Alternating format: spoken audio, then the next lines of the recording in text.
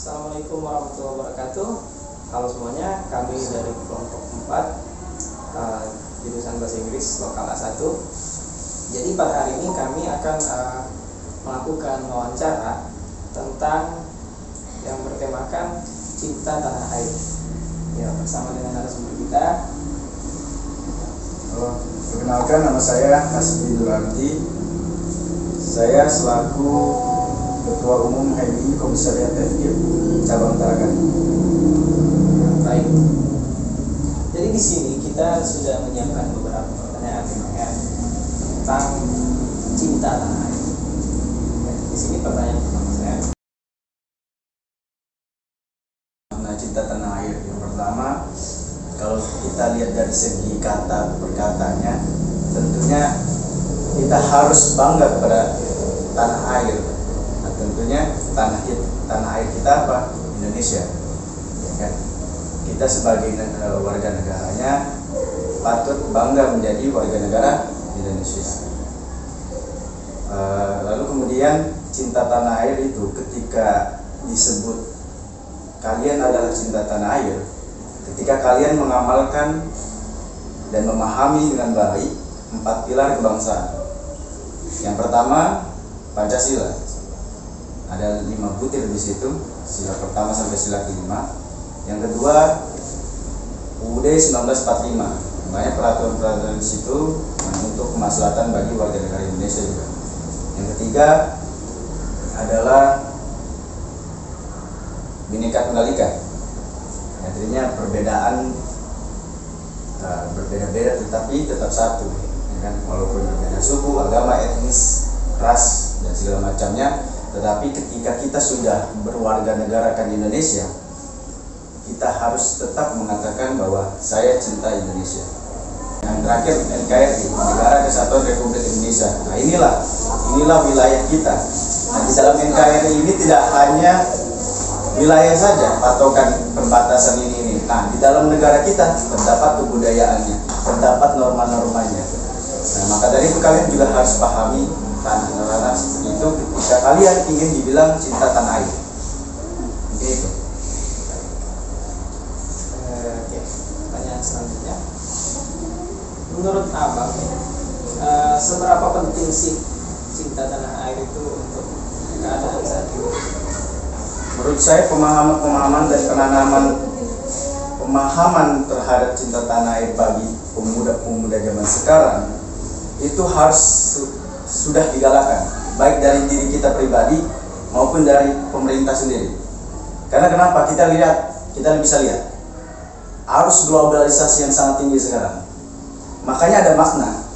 Pernah dikatakan bahwa zaman sekarang yang jauh jadi dekat, ya kan? Yang dekat jadi jauh, ya kan? Meskipun teman kamu misalkan di Papua, tapi kamu sudah tahu kesehariannya bagaimana. Ya, monggo gunakan hal tersebut, teknologi tersebut untuk bagaimana kalian meningkatkan rasa cinta tanah air kalian. Contoh, saya sebutkan ketika ada kebudayaan yang kalian tidak tahu, kalian searching. Itu kan salah satu cinta tanah air. Bagaimana kita punya multikultural yang bagus. Indonesia bukan hanya orang Jawa, Indonesia bukan hanya orang Sumatera, Indonesia bukan hanya orang Kalimantan, tapi Indonesia punya keseluruhan warga negara Republik Indonesia ini. Gitu. Yang kedua sangat penting, ya kan? Karena banyak modernisasi yang mengesampingkan budaya-budaya asli kita, kultur kita. Makanya zaman sekarang nih terkadang kita kelepasan juga bersosmed. Kita lupa akan budaya yang kita sudah punya, ya kan? Budaya kita kan biasanya contoh dalam berpakaian itu sopan santun, tertutup dan segala macam. Nah, ini ditampilkan dengan era modern barat, maka dari kita ikut stylenya mereka. Nah, itu kan istilahnya menggeser dan mereduksi daripada budaya-budaya yang sudah kita punya. Ini tuh. Harus kita punya benteng diri, kita punya jati diri sebagai warga negara Republik Indonesia. Dalam perspektif saya yang pertama kali dalam pikiran saya itu cintai produk Indonesia. Nah, makanya banyak iklan, ya kan? Local pride, ya kan? I love Indonesia, Itu buktikan bahwa kita tuh bisa maju, UMKM kita itu bisa meningkat, ya kan? Karena kalau kita beli produk luar terus dan kita menyepelekan produk dalam negeri kita padahal kualitasnya sama, bahkan produk luar saja bikinnya di sini, ya kan? Nike contohnya, Adidas kalau tidak salah bikinnya di sini juga, made in-nya. Jersey dari klub sepak bola luar bikinnya di sini. Nah, maka dari itu, kenapa tidak kita sudah memulai untuk cintai produk Indonesia. Konflik-konflik ya agak luas ya kalau mau pembahasan konflik dalam. Kita harus banyak mengkajinya. Pertama, akar masalah. Pokoknya intinya dalam konflik, apapun konfliknya, dilihat akar masalahnya apa. Berbeda suku. Nah, mungkin kalau berbeda suku itu susah, itu lebih susah karena yang satu punya pemahaman, yang satu punya budayanya sendiri. Nah, itu yang sulit. Nah, bagaimana kita harus bisa menanamkan tadi yang 4 pilar kebangsaan tadi, yang keempat, Bhinneka Tunggal Ika. Meskipun dia berbeda, ya tetap satu. Ya, untuk mengurangi apa? Mengurangi konflik yang tadi. Gitu.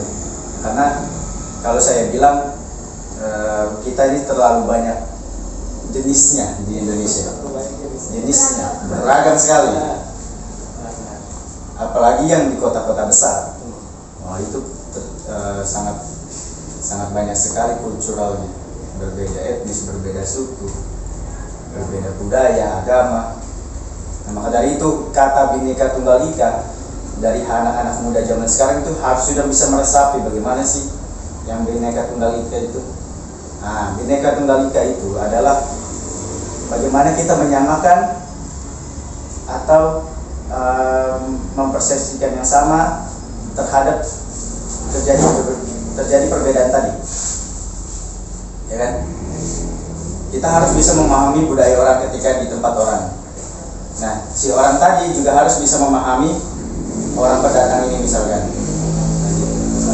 Ya, karena ya bagus juga prinsip di mana langit dijunjung, di situ bunyi. Nah, itu bagus juga prinsip. Kita harus menghargai budaya-budaya yang ada di sekitar. Menurut zaman sekarang, ya pertama kita yang sadar harus menyadarkan mereka, ya kan? Jangan sampai kita lihat mereka malah kita olok atau kita hina, kalian kita juga dukung, kita juga cinta tanah air, kita juga. Nah, harusnya kalian sebagai yang sadar, yang orang yang bilang sadar, terutama mahasiswa pemuda yang tadi yang bisa membangun perubahan yang lebih baik di Indonesia. Nah, kalian juga harus bisa mempunyai suatu gebrakan, suatu terobosan untuk menyadarkan mereka yang istilahnya rasa cinta tanah airnya hilang. Gitu. Entah kalian melakukan pendidikan kah, seminar kah, ya, membuat produk-produk yang istilahnya anak muda zaman sekarang ini bisa melirik, tapi di balik itu kita menemukan budaya-budaya Indonesia. Nah, salah satu contoh saya ambil itu band World Genius itu bagus, yang memang jenius sekali, World Genius Raja Arab. Nah, dia menyempilkan bunyi-bunyi gamelan, bunyi-bunyi irama-irama Jawa.